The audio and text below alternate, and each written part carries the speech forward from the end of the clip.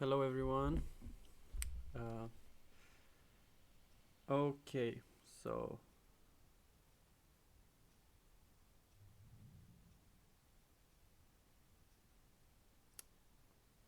all right, I'm all set up. Um, I wonder if it's better like this. There's more light like this, but then there's too much light. It's too bright, so maybe it's better like this so that you can see me. Okay, today we are going to have a little bit of fun. I prepared some professional games played by relatively old Go players. Well, one of them is Lisa Doll, so well, he's maybe not so old, but the other two are Takemiya Masaki and Kato Masao. And the plan was, so I only looked briefly through these games and with AI, and the topic of the lesson should be to look at it and check some AI perspective on these games. The first game is I found it very randomly on Gokifu, and it is a game between Takemiya Masaki and Ryushi-kun. Takemiya is black. This is a particularly crazy game, and I think it is very interesting to look at it also with AI. So let's go into it. Okay, just one moment.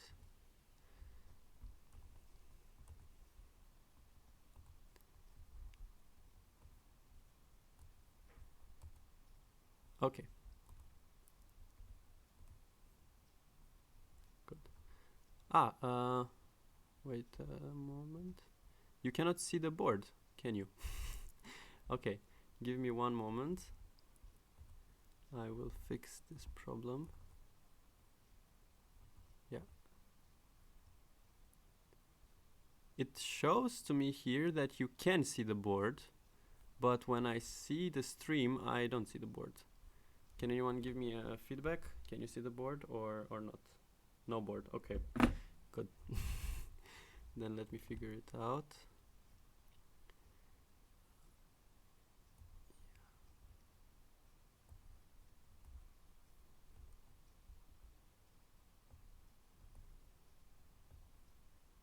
Okay, very weird. So this is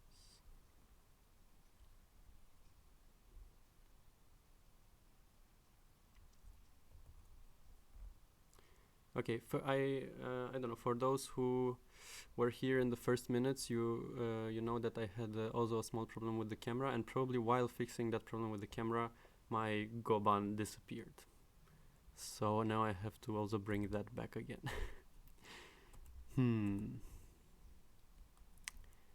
Okay, I will just remove this Goban completely and add a new one.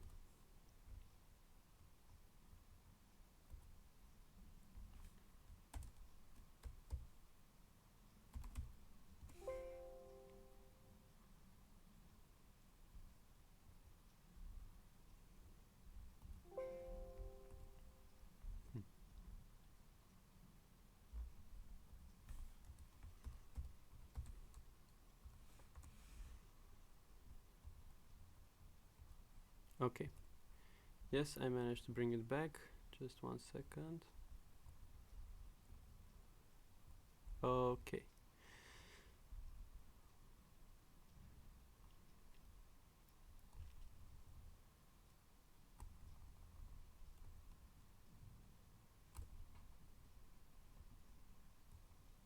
Okay. So now you should see the Go board.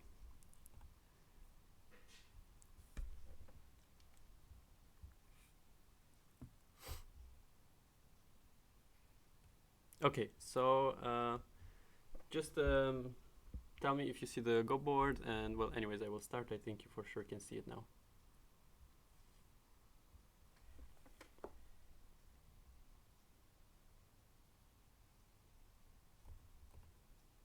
Okay, great.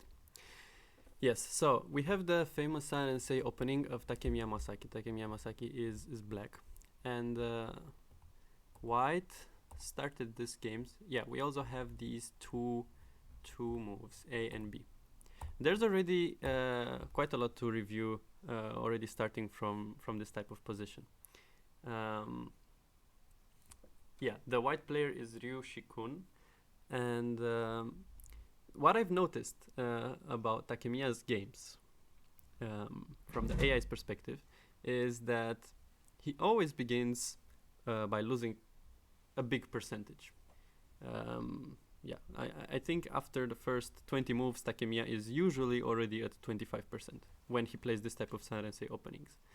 The proper move by AI would be maybe well, actually there's several moves, right, that AI would accept here. You can pincer, or you can tenuki and sansan, either one of these, some very basic moves. And this is also a very interesting option. It's interesting because white's answer, if white would have answered in the classical way that they were playing back then, which is Hane, and now play one of the follow-ups, like this one, or this one, then black actually gains percentage slowly. So if white would play such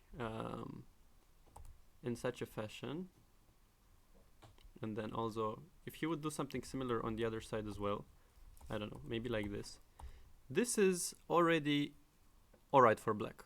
Black is getting back well, he didn't lose too much by just playing Sanrensei. So now I think black is even better than white, percentage-wise. I will very soon also check the exact score of what I mean. Let me see.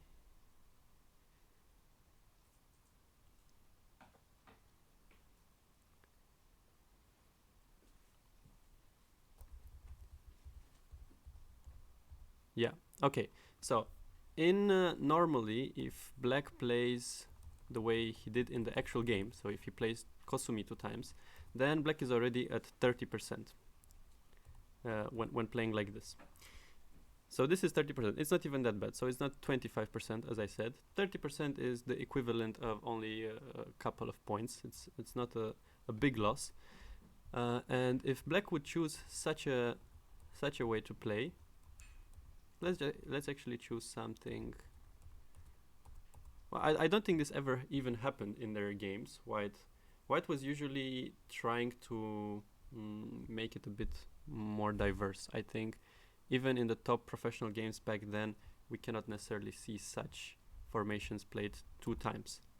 But my point is that if we do play such josekis, right, these moves that are considered josekis, black is already back on track. Whereas, if white plays this move, this is better. And this is very, very interesting. So, let me now ask the teacher. Let's see what it says.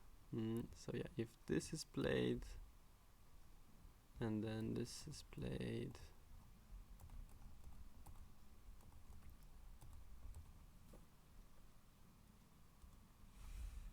yeah, black is already at 55% in the other case, in this case scenario, when this is played in both corners, 55%. So black gains some percentage, not too much, but it's better for black in general. If white plays this one, on the other hand, the percentage changes to, let's see, yeah, to 60% for white. So it's a 15% difference. Once again, these percentages don't mean too much. It's maybe 1-2 points, but at their level, maybe it already meant a lot. And here, black is not supposed to block. I think this is a very interesting thing that everyone discovered with the AI, that this move is better because black's block doesn't really work. White will just push through and cut. Like this. this is a fight that is black doesn't really have any option. It's not even, I wouldn't even call it a fight. Maybe to call this a fight is not fair, because well, a fight would be maybe something like this, in which they are both fighting for the corner. But like this, black just loses the corner very easily. And so the only option for black is to play Atari from this side. Which, yeah, it also, in the end, it is better for white. It reduces black much more than other classical sequences in which white just kind of gives black both the thickness and territory in the corner. So yeah, that's very interesting. And this is already was a revolutionary, I think, discovery. Yeah, something that I think no one really knew exactly how to handle before AI came. We knew maybe generally that Sarensei, it's a very interesting opening, looking a lot to make Moyo and potential. But I think especially at a strong, like a high Dan level or at a professional level, many people avoided using it because it's difficult. The center is, we don't know what's gonna happen there. Yeah. Okay.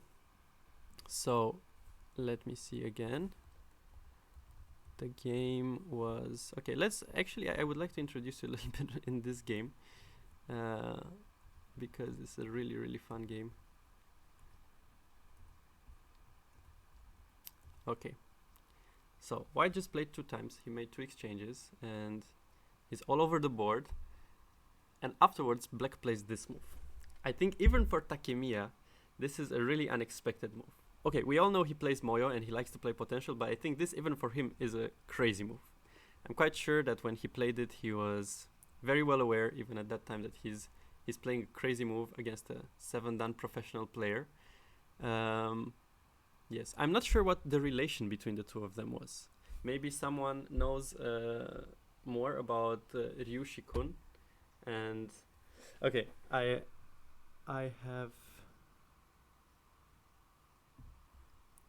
missed looking at the chat. You said that you played this opening for a while. AI doesn't even mind the kick.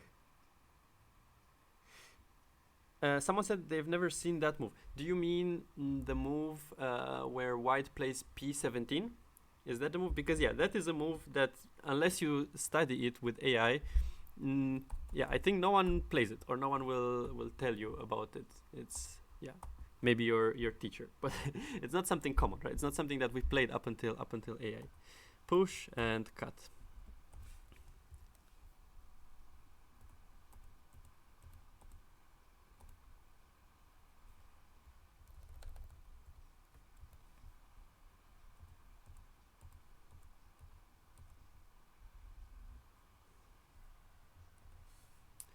Okay.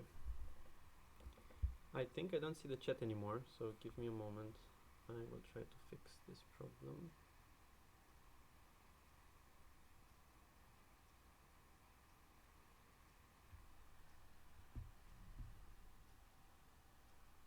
Okay. The comments that you wrote in the past 2 minutes, I think I'm not able to see anymore, unfortunately. But okay, from now on I can see what you're writing.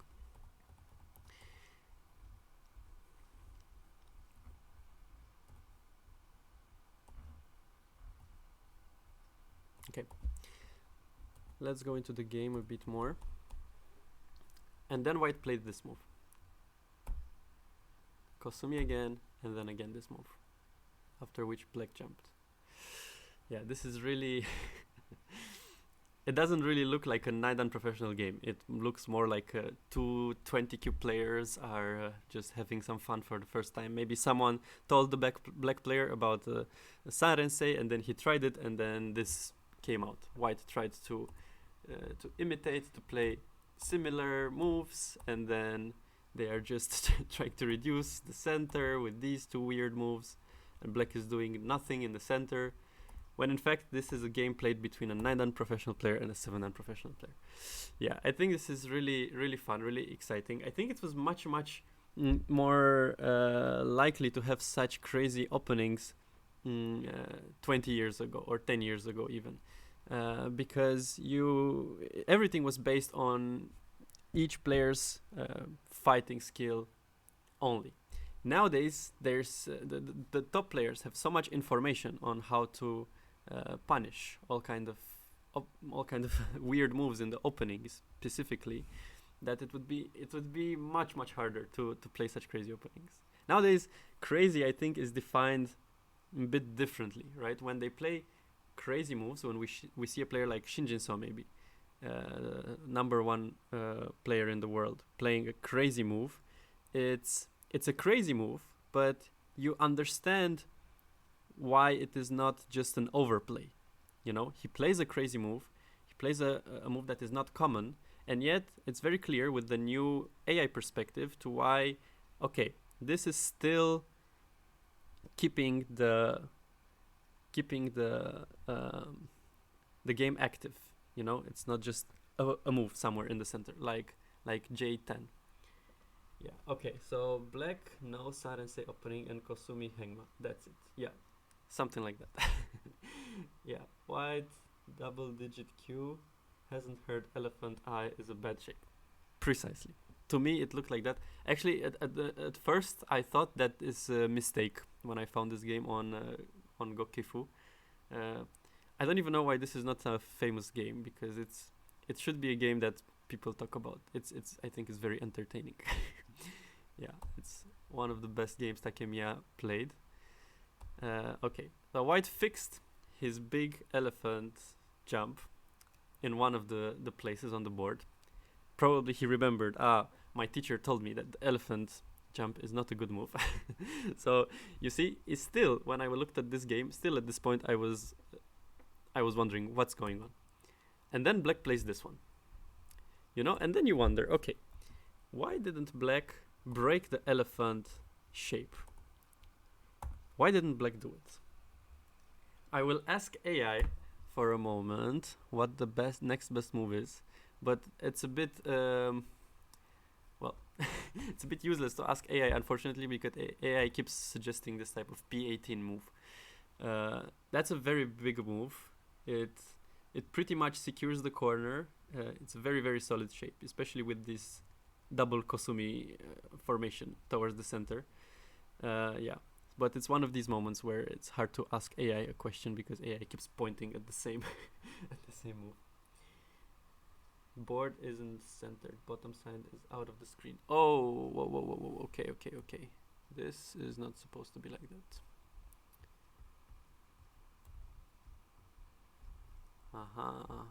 Okay, I see why. Sorry about it.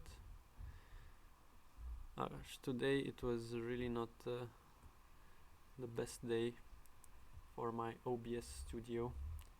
Everything got mixed up. But I will fix it in a moment.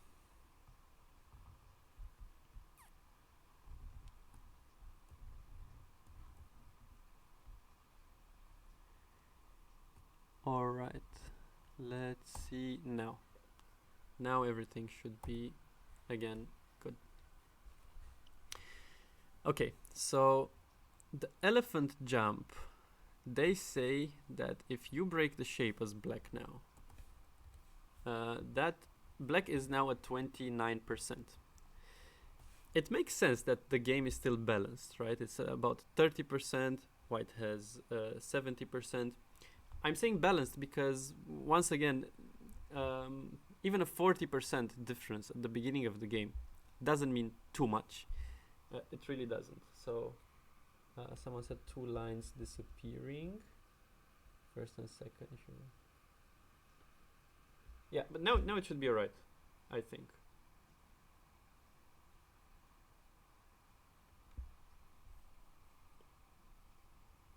Okay. Yes, so we were talking a little bit about this elephant jump. Yeah, so the reason why the game is balanced still is that white played also extremely weird shapes, and black played more weird shapes, right? We have 1, 2, 3, 4, 5 moves of black, which look like overplays, which look like they are not normal moves, whereas for white we have just 2 of them. So white having the lead here is not a surprise, but it's surprising to me that n4 is not a very good move. AI keeps saying that this move loses something, and especially with the 2 stones in the center, I would expect that either one of the sequences that would follow after breaking this elephant jump, they would be good for black. So white can either give this stone, which I think is great for black, a lot of points in the corner, or crawl on the side, like this, which just makes this elephant jump not make any sense. Maybe the only reason I can imagine is that white will just tenuki this area, and yeah, and he will maybe either go to Sansan, where it's not too much of a tenuki, or just play something else. Maybe this is simply not a big area on the board right now, right? If black plays something else and takes some cash, and then if white comes back and also fixes the other shape, maybe that's for AI, for a very high level of AI, too slow. Could be. It's a possibility. Yeah. I wonder, I really would like to be able to ask Ryu Shikun what was the logic between this type of shape. I know from other shapes, like when we have this type of Sansan and then double Hane and then white captures and we capture, sometimes this is the shape, right? We have the elephant jump can be a good shape. It's not only a bad shape. This is, yeah, it's a way that white can quickly go out with this stone, and the idea behind it is that if black tries to cut it, black is not really cutting anything. It's just a few points, whereas white is getting stronger. So sometimes this can be a good shape, or we also have this type of opening with, yeah, where, wait, let me think, how did it go? Well, this is not precisely an elephant jump, but when we play this type of shapes here, right, it's an elephant jump from this stone. It's also good, right? So usually elephant jump is trying to say, okay, there's some stone I don't need, so if you cut me, I'm going to sacrifice. In the game, though, I don't see this very clearly. I don't see how either one of these 2 stones is easy to sacrifice. So, yeah. Let me just check for a moment. What does AI think about the percentage loss after white plays this type of elephant jump? So, before white played the first elephant jump, white was having about 67%. After the first elephant jump, white dropped 1%, which is pretty impressive. Elephant jump was just fine. I think if you go for the elephant eye, white can just push through and cut. Aha! Is that what AI thinks? That makes a lot of sense. Okay, that is an option. I just checked with the AI, and it does make sense, but AI prefers Sansan. So also what I said is valid here, that if black goes here, white just, this is the blue move. Sansan is the blue move. So white completely forgets about that shape. Yeah. Actually, this makes a lot of sense as well. It makes, especially if black blocks from this side. Okay, this is obviously the wrong direction to block, I believe.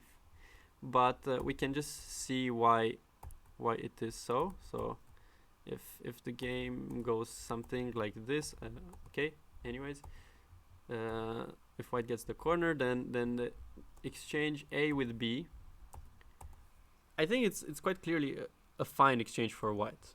White can use that stone very well. B was maybe a very slow answer, so next white can block here or just use it from the outside somehow. Yeah, it's a good point of reducing black's moyo. So it makes sense. On the other hand, when black blocks from the other side, maybe this is the case that I don't fully understand. So when we play like this, how can this type of exchange, A with B, be good for white? Maybe because right now we also cannot cut. So your human sense screams at you to cut because it's clearly make the black n4 move bad. Yeah, no, I agree. I haven't considered the cut. I don't know why I didn't. It's very obvious that if black tries to do anything here, then just push. What will black do? If this happens, then black's cut didn't make any sense, did it? Probably AI will still consider right now to just give up one stone in some way, but it's not even easy to do so, right? If we play honey here, would white go for the crosscut or would white extend? I wonder. So maybe this doesn't work directly.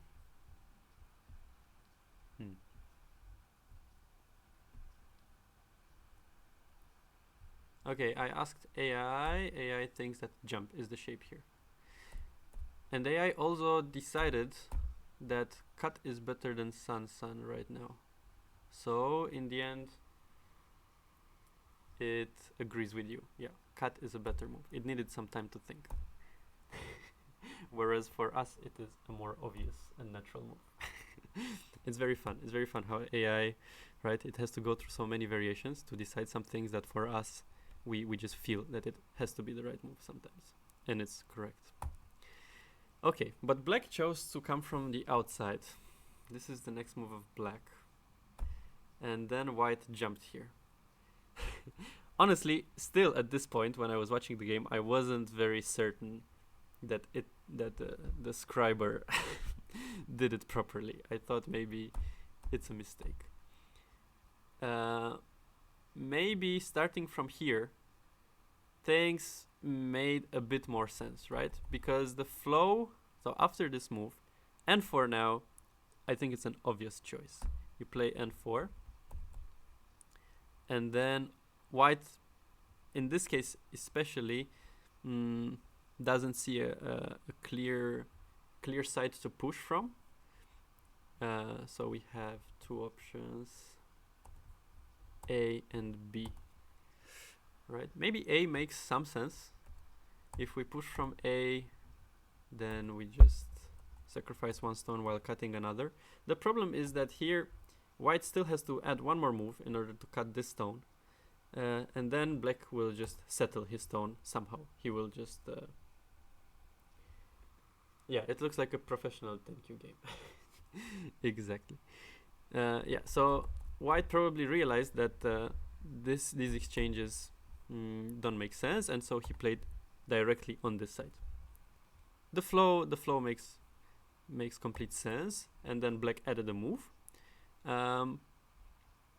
After which white also strengthened his shape. So now already I felt like, okay, this looks like a professional flow of a game, the last few moves.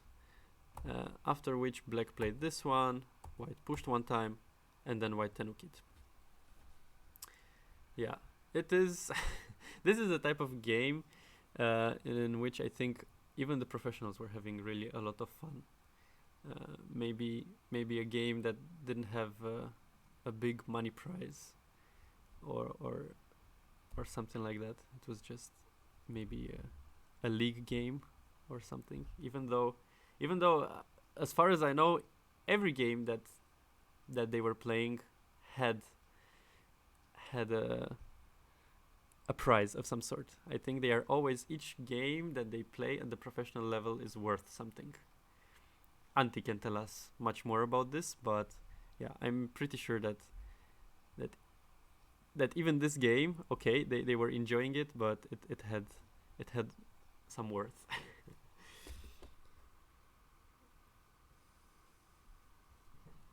The bottom right. Yeah. Yes, you see, it's interesting. you said that someone said that they prefer black because you like the bottom right side. Yes, that's a valid way to decide which color you prefer. I think at the professional level and already at the high done level, so at my level, you look at the flow of the stones of hengma. Someone mentioned hengma. This is a very beautiful term. I I was once wondering what's the Japanese term for it. I haven't yet heard the Japanese term for hengma. Hengma is a Korean term, and there are several attempts to translate this term. Some people call it a running horse. Some people simply call it flow of the stones. Yeah, and that's what it is. A hengma is a good flow of the stones. The point I was trying to make is that when you look on the board, of course you can decide if you just see a position randomly. Let's say you're at a tournament and you just walk through the games, you see a game, you can decide, okay, do I like white or black? But that's not really a proper way to decide, because you usually decide by looking at the hengma, at the flow of the stones. And so I see many things that went wrong for black still, right? I still see two stones played very randomly in the center. I still see this interesting shape in the center, but slightly inefficient. And also I see the fact that the last move that black played here on the bottom, and black took gote after playing this move at L3, was maybe not the biggest, right? And white is trying to make this point by playing tenuki here, right? White plays R5. But as we very well know, that was also the power of Takemiya, right? It was pretty obvious that he plays overplay to a certain extent, and yet he does it so well that it's difficult to not follow his plan of the game, you know? I think it was very, very difficult for anyone to play against Takemiya and to play their own game. They were always playing Takemiya's game. Everything was going on because he was the one provoking. He was the one creating this big influence, this big moyo, either inviting you to invade it, either provoking you to just take some points and then to see who has more points. So yeah, it was very, very interesting. So you've heard Yeonwoo and Youngsun say that there's no Japanese word for it. Yeah, that's very possible, because I think if there would have been a Japanese word, I would have heard it up until now. Yeah, and it's a very beautiful term. It's not just a noun. So it's not just, the way I understood it, hengma is not just flow. It's also, you can also play good hengma or bad hengma. It's also, yeah, it has more than one meaning. That's kind of what I'm trying to say. And I think it's a great term for kids in the academies in Korea, because it makes them, sometimes there are these moves that are, right, let's say some children are just starting to play Go, and when you tell them that a move is not efficient or slow, maybe a kid would play this type of shape in his game, right? And you would tell him, but okay, this is not a good hengma, you're a bit slow. You're putting too many stones in a weird way in the center. We know that it's easier to make points in the corner, and you're explaining this to him, but if you just explain this to him with words, he might not understand. He might be like, okay, what does efficiency mean to me? What does slow mean to me? I just see that I'm making a lot of points in the center. That's all I care about.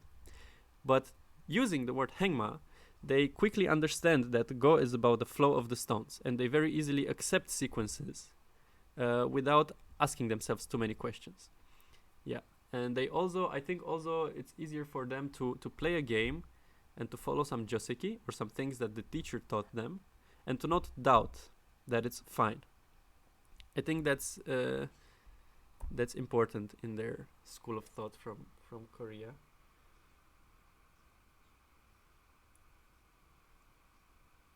Yeah, instead we get the mysterious term hengma. But that's the thing, kids give it a meaning very quickly, right? Because very young kids anyways, they learn things all the time, and for them it's easy to give a meaning to it, right? I think for the Korean Go players that started at a young age and that heard the word hangma from since they were 5, I think for them it's just a normal word like any word, right? We have so many abstract words anyways. I mean, what is furikavari, for example? Okay, it's an exchange. Maybe it's much easier to understand, but still, it's a word you have to get used to, right? It's okay. Maybe that's not a good example. That's not an abstract word at all. What could be an abstract word? Moyo, right? Okay, you can say a moyo is just an influence, but still you have to identify on the board what is a moyo, what is not a moyo, and we are very used to it. Yeah. Okay. Well, let's first, before going into this invasion of whites, let's see what the status of the game is. So, right now, after black played his next move,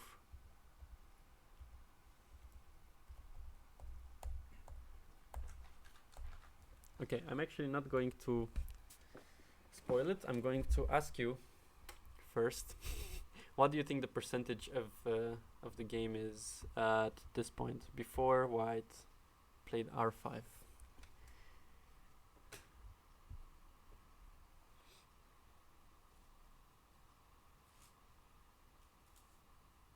Someone says white +5.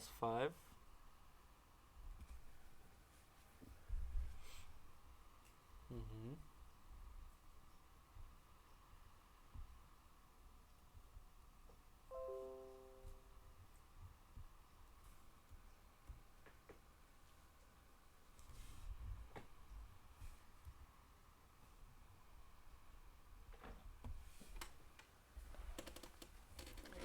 I hope my computer can handle both Katago and streaming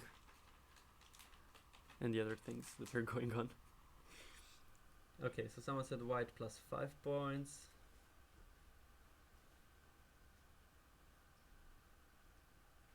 Yeah, horse movement. Aha, so in Korean it has a literal meaning of horse movement. Yeah, I've heard this definition by Dr. Baduk on YouTube. He always calls it horse movement. Yeah, I always wondered if it's related to chess. I feel like it's such a why horse movement? Why not bird movement? Or why didn't they choose any other term? Why specifically horse movement? Right? It's horse. If we take the definition from chess, horse is this nice. It's when you see these moves, they are screaming flow. Right? When you're playing horse shapes, it's like you have a that's a flow. When you see this shape, you think of flow. But probably Koreans didn't think of chess when using this word. I'm not sure. Yeah. Okay, yeah, you don't have to say percentages. Percentages are very abstract anyways. We can talk in points. Only problem is that my kata is not very quick. And now it is quick enough. It's saying that white is only 1 point ahead. So yeah, it's pretty impressive. So after black played these weird moves and white played the two elephant jumps, the percentage remained the same. So they played a very balanced sequence here on the bottom, and white is only 1 point ahead. Yeah. And yeah, I think this is where the power of Takemiya is, right? He always plays these extremely unusual moves, and he can do it without really falling far behind in the game. Yeah. Okay. So at this point, white invaded. And as I said, starting from here, after we are already at move 30, it started to be obvious to me that, okay, this is a professional game. Even though it's still extremely crazy. Takemiya went for the kill, it looked like. Even though he doesn't have an alternative, right? White invaded quite deeply into his territory, so well, the first moves are natural, just blocking the corner, and then this move at R10 is also preventing white from making a base easily. Yeah, it's a very solid shape too. Maybe black could have also considered Kosumi, but yeah, this type of Kosumi, usually when we play this type of Kosumi bump, we can either play it like we can either imagine that white already had a stone at R8 and we bumped into that stone and afterwards white extended, or we can just imagine the case scenario from the game, right, like this, and then just Kosumi and block.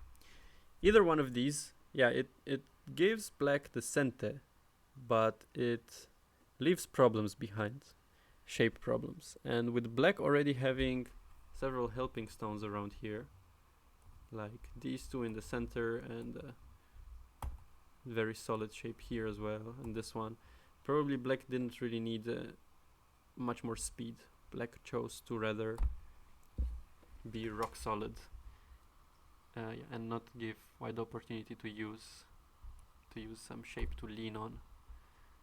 So now black bumped, or how is that called? Peep.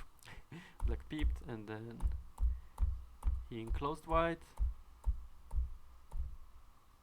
And yeah, now it is all about white living here, right? If white lives here, I think it is very easy to see that white has the upper hand, right? Black isn't left with much territory. Okay, these two territories here are big and they are solid, but the corner is not yet enclosed, right? If black would have had a stone here, that would have changed the game a lot, right? Black would have had really a lot of solid points already, and he could have considered to just fight in the rest of the board. But without a stone there, if white simply lives, then yeah, it's hard to imagine that black will manage to make more points than white. So in the end, actually, black lost this game by only 5.5 points. But from what I saw, it was a struggle. So here, black was trying to go for the kill, and white had a very good hangma, and he managed to escape.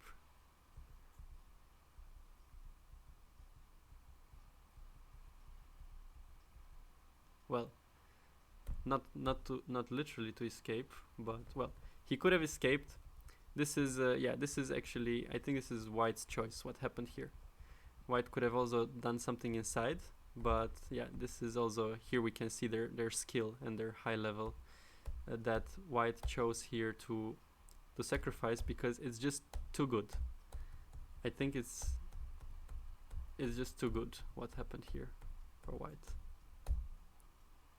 Yeah. So in a way, of course, it looks like really a lot of points that white made, that black made. On the other hand, white got so many outside stones, right? He got this stone and this stone, and this will be a squeeze in the end. It will be a sacrifice. And white got sente, white reduced this. So if you add all of these parts together, then yeah, then white is clearly ahead. Yeah. This was a very entertaining game. It was very expected that it will end up like this. And well, black is trying, afterwards black tried really a lot to do something. Black has really a lot of points, but white just has the control over the entire board, the entire rest of the board. And white has to be very careful, that's true, but I think white gave quite a lot. And still, it wasn't enough for black. Yeah, very, very entertaining game. Okay, now I would like to share with you the graph of this game, but I don't think it's easy for me to do so. It is, especially towards the end, the graph is going up and down. So there were so many chances apparently that black did have, so it was not as easy as I claimed that it was. Most of the game, though, white was ahead. White was ahead most of the game, and black got his chances mainly towards the end. And there was one more moment that was kind of deciding. Maybe we can look at that one and then switch to another game.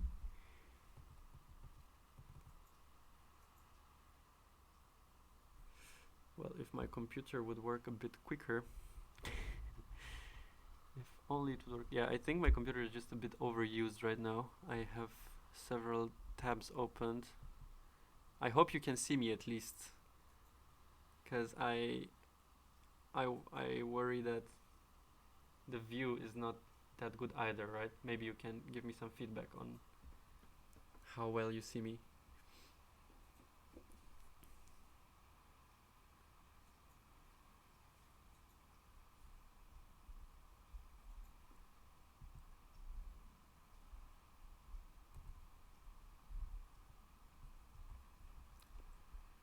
Okay, until my AI is thinking, we can maybe scroll a bit more through this game. So there is also a few psychological parts of this game that are interesting to discuss. For example, this invasion, right? I think White was very well aware that it's not easy to invade here when he invaded, and yet he still did it. And this is something that we very often have in our own games. I at least very often think about it, right? When you have the chance to invade, but you have the fear of dying, of being captured, of something going wrong. Should you do it, or should you just be passive and not do it? I think this is the part of Go which is similar to poker in a way, because in poker, I don't know, maybe some of you don't know the rules of poker, but you know, like, you don't know the exact rules of poker, but the general idea is that you have some cards in your hand, right, that no one can see, and you have to bet depending on how good your cards are. If you're always going to be honest, and if you're always going to bet when you have good cards and just fold, you're going to throw your cards away when you have bad cards, then it's going to be very easy to read you, and it's going to be very easy to provoke you. And I think in any Go community, players know each other more or less, right? When you go to tournaments, you know other people's style, but you don't even have to know someone else's style. I think you can figure out even by just playing with someone for the first time, and if they are too honest, if they always answer your forcing moves, then you will know that you can afford to do more and more, and you will be able to bet more and more, and the other person will just fold. He will be afraid. He will step back. So I think in this sense, you should, when you have a chance in which you're not sure, I can maybe invade, maybe I cannot, I'm not sure, it could be risky, I think it's a very good habit to do it at least half of the time, or at least 30% of the times, because it's just as difficult for you to live there as it is for your opponent to handle, right? It's not only pressure on your shoulders, it's mutual pressure, and that's what makes one have a good fighting spirit, right? So this invasion is a very high level fighting spirit. It's very difficult for White to make anything out of this, but it's also a very big burden for Black. If White would have just lived here, for example, it would have been more or less game over. Black found a way to kill. He found a way to trade. And in the end, after a lot of how to even call this type of sequence, crawling. After a lot of crawling, White found the sacrificing sequence and gained control of the rest of the board. And also, I think this is a nice case scenario to look at how to handle this type of Sun invasion. Right? You probably noticed that this was handled very specifically. White answered only because of these outside stones in this particular manner, block, and then this move. Yeah, it's unreasonable for black to believe that he can live there, and I really wish I could ask AI about what to do here, but yeah, that's difficult. Okay, in general, white was giving a very high percentage to black at the moment when white finished sacrificing. So round about here. So AI even said, okay, right now just capture. Don't, so avoid the squeeze. This is a very interesting move. Probably that's why the AI is giving a good percentage to black, and that's what Takemiya failed to notice, that by playing such a solid move here, the squeeze doesn't exist anymore. So black can use this shape of whites to exploit really a lot of aji around this area. And therefore, also such a Sansan invasion is much easier to make. Black is losing one move, but he's gaining several other chances to go. He missed triple Atari. Is that a triple? Ah, yeah, that's a triple Atari. Wow.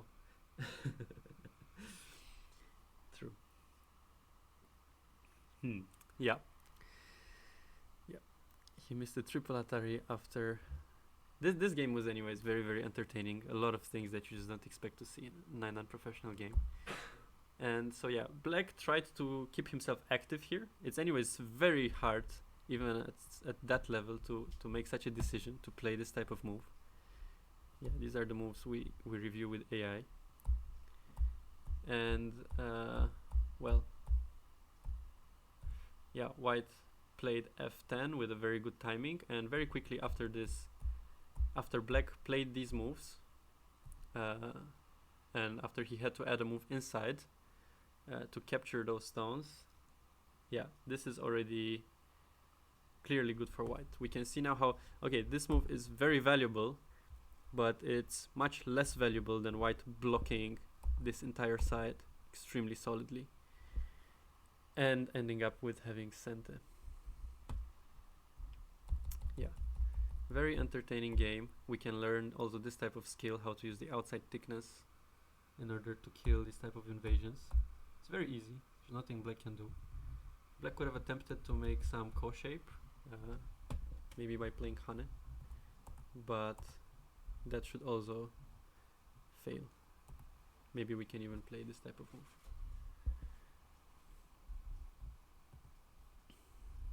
Or maybe we can...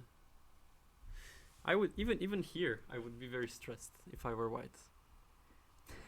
Because it's very similar, what black is doing basically in this upper left corner is very similar to what white did on the right side. It's an invasion in a very enclosed area, very difficult to exploit area, and yet white has to handle it. White is the one that has to play the proper move, right? This is... I always considered that Go is not necessarily a game in which you play better and better moves, but it's more of a game in which you play less bad moves. Of course, it's the same thing, but yeah, we are just trying to perfect our game by making less errors. And when you end up in such sequences in which it's not even about making less errors, but you're not allowed to make any error because your opponent might live, then it's stressful. Then the game is... it's stressful. Okay. We can move on to another game. I also prepared a game of Kato Masao. So I will open it in a moment.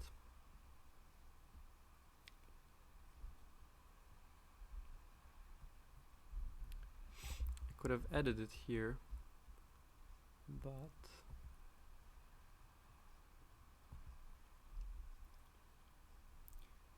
well, I will just open another one.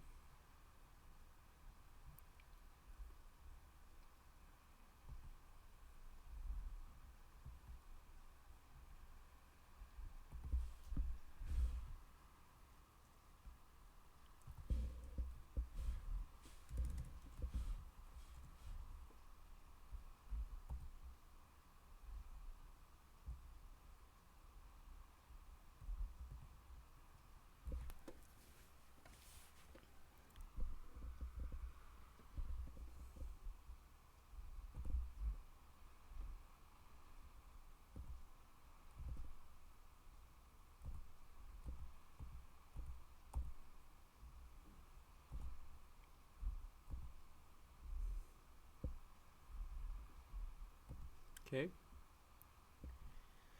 You should now see the new board.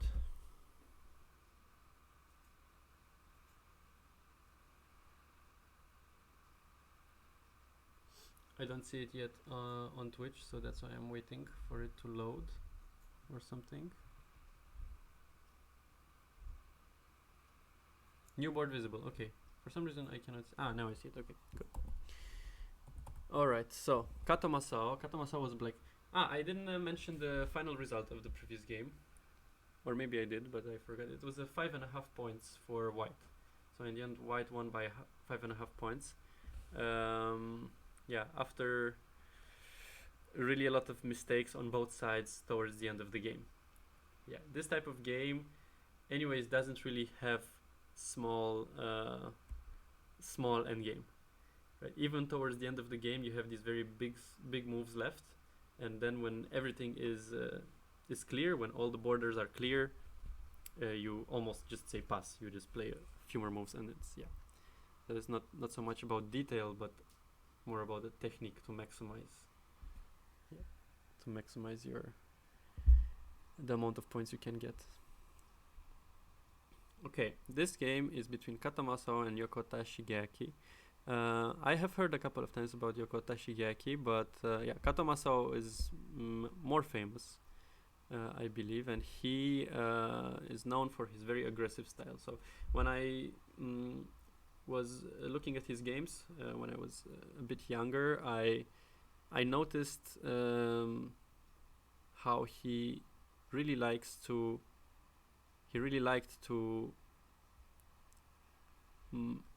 have a very specific strength in his shape, right? To be thick, to play thick shapes, and to not take points. It seemed sometimes in his games that he just doesn't see the value of making points, which is also very entertaining. Many of his games were extremely entertaining, and this is not such a cosmic game, but it's also a very interesting game, right? So for example, this move already, you can see even already at move 5, he chooses to play p4 in a situation where he could just take some very solid cash, right? He could play here, take solid cash and go on. What he chooses to do is to play this thick shape, this Kosumi shape, which it seems like it puts slightly more pressure on the stone at n4, but it just leaves this big hole on the right. Now white can play a move like shoulder hit here, or simply invade later, maybe like this. I'm not sure. I think shoulder hit anyways is a proper way to do it here. That's interesting. So white extends, black gets the other corner, and then black plays d14. So far so good. I think actually these two moves are very AI moves. Both this type of pincer and the move at d14. But the follow-up is most certainly not going to be something that the AI would suggest, because they didn't really have the move at a4, a14, e14. This move wasn't very researched back then yet, and well, we can talk a bit about it. So the old Joseki was exactly something like this. This push is maybe a bit unusual. Usually the ending this Joseki would be something like playing c18, and this is already good for black. AI would say that this is good for black. He settled himself in the corner, and white, even if white blocks like this, this is not necessarily a thickness or something that white is thick, but it's not the type of thickness that creates potential clearly. Black can very easily extend down here, and then he almost has a connection, and it's not easy for white to attack these two stones. So black can settle fairly easy on the left side. So that's how this other move at e14 came to life. It's a more active move, and well, this looks very complicated,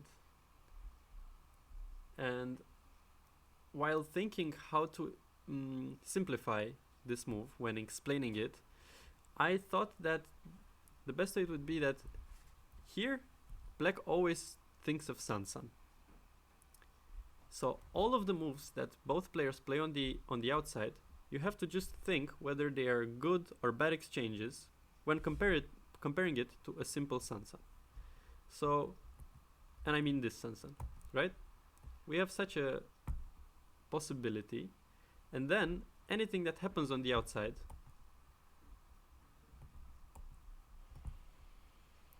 is just some stones, and we have to think for ourselves whether they are good or bad exchanges, or maybe they are just fine. And that's how most of the Josekis go in that corner, starting from this move. Maybe the players do some exchange, and then immediately Sansan, and then crosscut. You see, it's exactly the same thing as I just showed. Or sometimes even just playing Sansan is possible, and then white Hanes, black plays here, white captures the stone. It's just all of them are variations on the same topic. It's just Sansan, and then either we have no moves on the in the middle, or we have some moves, and we have to decide for ourselves whether they are good or bad moves.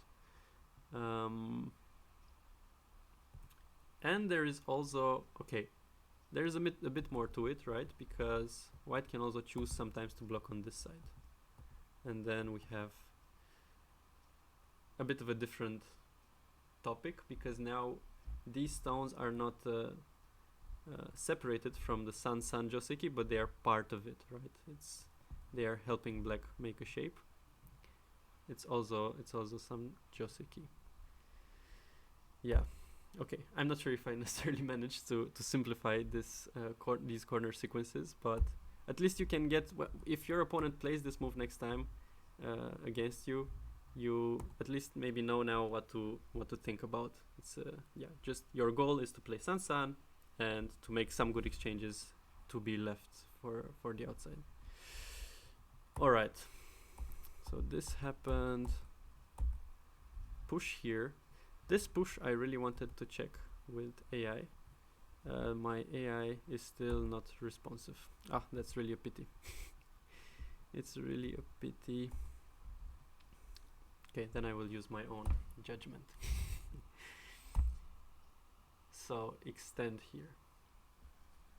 I think when I first researched why is this bad, why is the move at f16 bad nowadays, this is the only thing that was very clear, that AI just really likes this schema, and black is just settled, and black can deal with the outside. In this case though, pushing here and then going out is also very thick, and white continues like this, and then black pincers. It definitely doesn't lose too much. I doubt that black gains something by playing this instead of taking the corner, but yeah, at the same time it cannot be a big gain for white. Yeah, it's just a completely different game. So I think you can still see how black avoids taking territory, right? So first this Kosumi, and then this schema didn't happen, and then also black just extends here very solidly and pincer the stone. It's just, everything is just a preparation in order to catch white somewhere. It's just slowly approaching, and then having a very, very aggressive explosion at some point where the attack happens. Yeah, and that's how that's also how he was getting points in the end. I think someone like Oscar would very much agree with this type of thinking. I think he applies this a lot. He doesn't care too much about points either. He always thinks of good shapes, right? Shapes in order to stress your opponent enough, and then points are gonna come naturally. Right? So okay, white pipped here. this peep makes a lot of sense. There's nothing, especially after black extended here at g14. This is an invitation for white to play this peep at age 17, right? Because there's no other agi that white can exploit there anymore. We have a peep, and then white is just trying to make shape. And then black once again plays this move.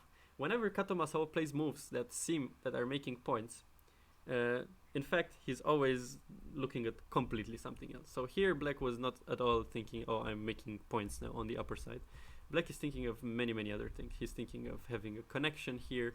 He's thinking of having a cutting move here in white's shape, of taking white's base, and so on and so forth. Okay, white blocks there. Yeah, it's probably too much to let black have all of these options. So white just blocks and makes I shape at the same time. I also keep looking at such a move for white later, move like J12, or maybe just simply going through. Yeah, because black is just not alive with his own stones. He's almost alive. I think with such a move it's hard to kill black, but yeah, it's still annoying to be separated like that. So first black plays Hane, and then black plays this one. Oh, okay, wow. Okay, this is now, yeah, this is now getting complicated. Exactly, yeah. When I watched this game, I was wondering why block is not the proper move. Okay, Atari is gonna be black's privilege. Is white really afraid of this cut simply? It could be. Yeah, it could be. It's hard to handle it. For some reason, when I first looked at this, I didn't perceive it in this way. I rather thought that, okay, if something like this happens, black has to strengthen his shape on the outside, and then it's also gonna be a big issue for black to handle his own stones on the upper left. But probably making this type of base, okay, it's basically a compromise. Black connects underneath, and white now can have an easier time making shape. White chooses, instead of directly making a good shape, white chooses a more flexible way. Especially, I mean, it makes a lot of sense, especially after black has all of these stones on the bottom, and black is alive and strong now with all of these stones. The value of white stones decreases a lot. So white is not so keen anymore to save any of these 5 stones. Yeah, so white chooses to go in the direction of sacrificing them, and well, black also handles it pretty well because black didn't just take them. That would have been a success for white, I think, if black would have just taken the 5 stones. All right. I hope my chat is not frozen or something. I hope I can see if people are saying something, because I haven't seen any comment in the past 15 minutes. Okay, I will just go on.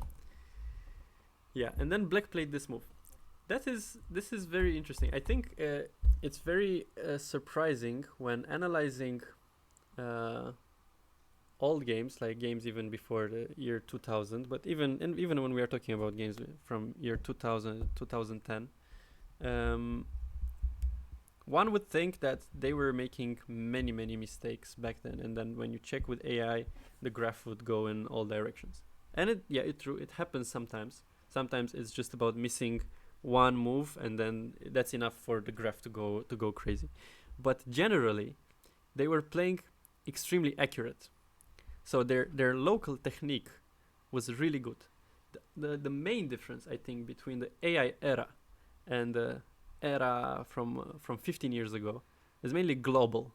I think our global understanding wasn't it just wasn't accurate. We needed a teacher. We needed someone to enlighten us and to just show us. Yeah, you can play shoulder hit on the fourth line. You can play Sansan in the beginning. You can quickly shift from a territory to another. Sente is very important, and so on and so forth. These things had to be told to us clearly by the AI in order for us to really understand it. Looks good. Someone says that this looks good for white, and I agree. This looks like a nice position for white, even though black got a very, very nice timing to play c14. And right, this is why I started to talk about how it's amazing to see the old professional players playing very accurately, right?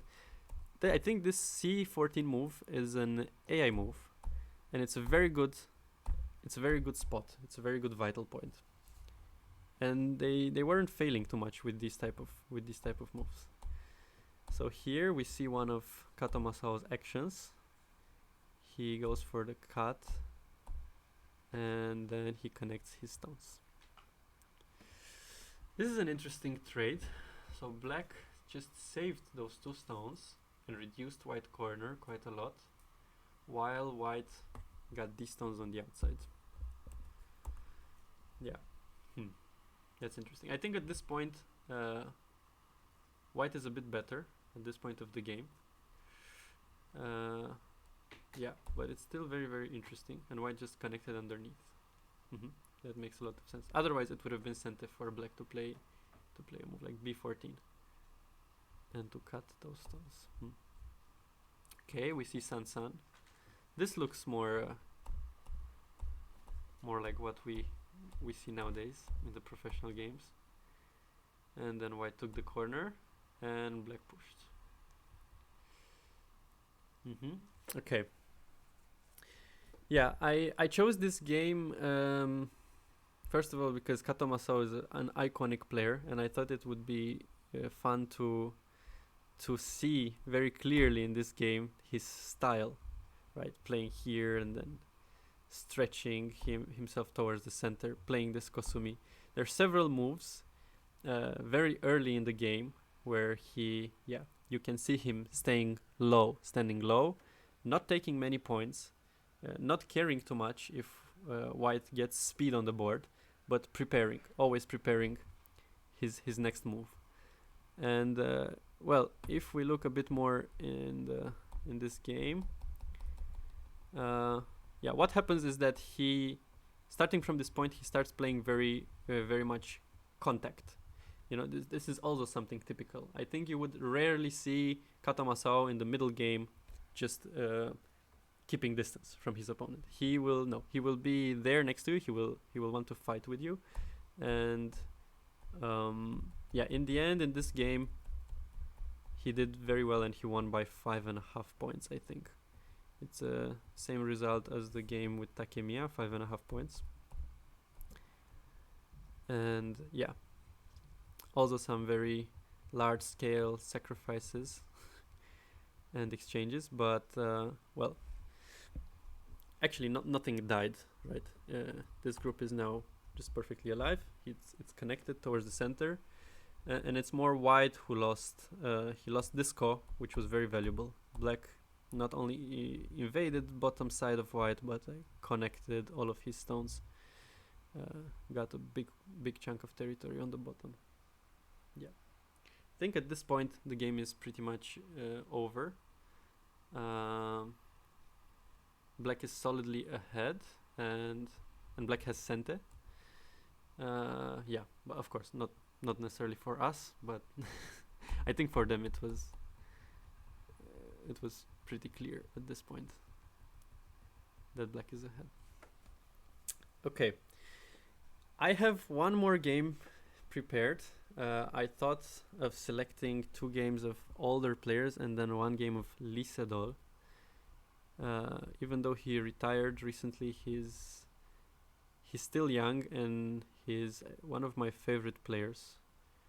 I think it's hard to not have him as a favorite player. He since the beginning, when he conquered Go stage, and I think he was at the top of the world for about 10 years, if I'm not wrong. It was because of his very, very sharp and creative. I would call him a very creative player. And he was not creative in the same way that Takemiya or Kato Masao were. He was creative when he was fighting. The game of Go had already changed in his era. I think we couldn't see this type of global styles anymore. It was more about very local. So how do you handle the fight locally? And he had a very special way to find very good moves, very, very genius moves. And he was doing this constantly. And then he proved it also in the game with AlphaGo, right? That's his thing. That's his power. He found move 78 and he managed to win that game. Okay, I will open it in a second.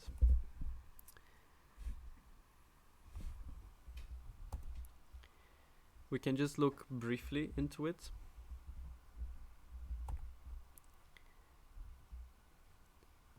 Let's see. Where is it? This one. And also his opponent in this game was Kim Ji-seok. Very strong Go player. I've seen him once when I was in China. I think he visited the Go Academy in China. It was a very random moment. He just came by. Yeah. Okay, you should see the board now. So let's go right into it. Yeah, Kim Ji-seok and Lee Sedol. I think they played really a lot of games together. Kim Ji-seok is probably still playing. And yeah, we can already see some modern Joseki, it is called. Even though now it is still outdated, this used to be, it's modern Joseki. P, the type of move from at P6. And then this Kosumi, and this is the proper shape for white, and black extends. Yeah. There are several options here. I think it's also possible to cut or to play this type of move. It's possible. Yeah, I think this also used to be a Joseki for a long time, to play like this, and then black has to fix, and then white also fixes. Not sure exactly how anymore. Yeah, the next move.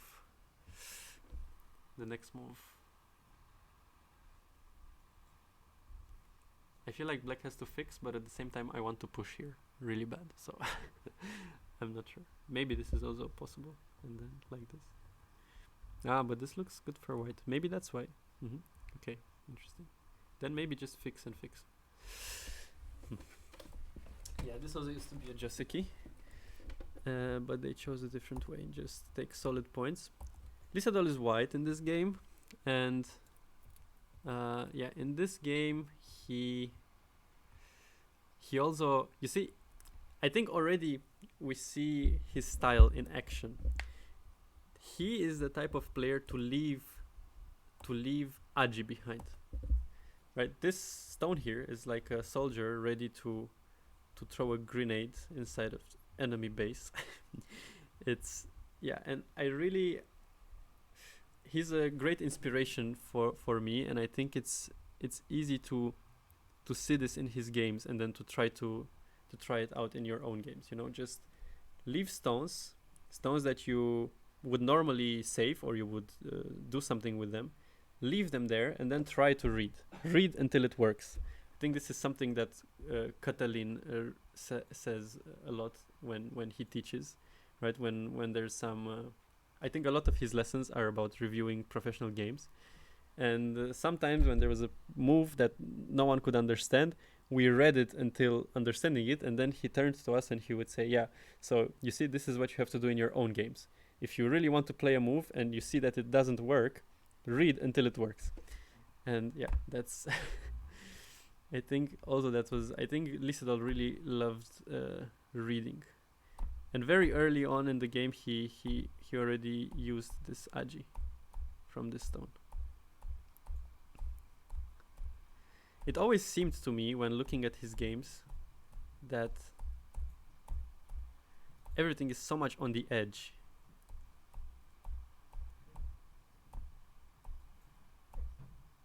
Yep. Okay. Yeah, I think this already. I think AI gives White a solid lead already now in the game, but it's balanced. It's balanced. And what I mean in this case by solid lead is just I think this lead remains the same for the next 40 moves. Yeah. Unfortunately, we don't have much time left. I would have liked to look more into this game. I'm more just clicking now through the game.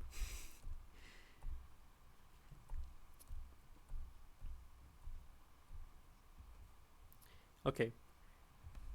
Well, let's rather stop. I think starting to look deeply into some sequences wouldn't make much sense. But yeah. Yeah, I hope this was a cool lesson. The first game that we looked at with Takemiya was very entertaining, and you can see a lot of Takemiya's personality there. The game of Kato Masao also shows his personality quite a lot, I think. And this game that I chose from Lysadol is not necessarily iconic for his style, but I kind of imagined that we might not have a lot of time for it. So I chose it to see already from early on how he leaves the soldier behind, and then very quickly afterwards he uses it. And you see all of these players, all of these great players that were on the very top had a certain style that would make the opponent very, very stressed. You know, it's really a lot about knowing how to put pressure on your opponent. So I think no matter whether some of these top players were labeled as not so aggressive, in the end, all of them had a very, very good fighting spirit. And I think that's more important than having an aggressive style or not having an aggressive style. Some people might have an aggressive style, and yet they might not put so much pressure, because maybe the way that they are aggressive is easy to handle. Yeah. Okay, this was also very cool for me to look at these games. Next time, if I would ever do such a lesson, I should somehow make sure that my laptop can survive both the AI and the streaming, because this time it didn't. I'm not sure if you can hear the sound of my laptop, but I hope it's still gonna be alive after this session. Yeah, it's very, very hot. Wow. Okay. Or I could have I have an AI Sensei subscription, so I could have maybe used that instead. I don't know why that didn't go through my mind. Well, anyways. Thank you a lot, everyone who watched. Yeah. Have a nice September. There's one more lesson to go. And yeah, good luck with your Go training and with everything else. If there's any other questions or something, feel free to ask. Thank you.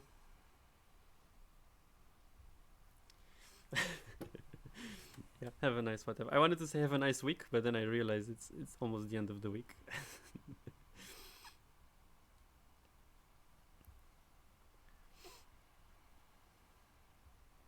Okay.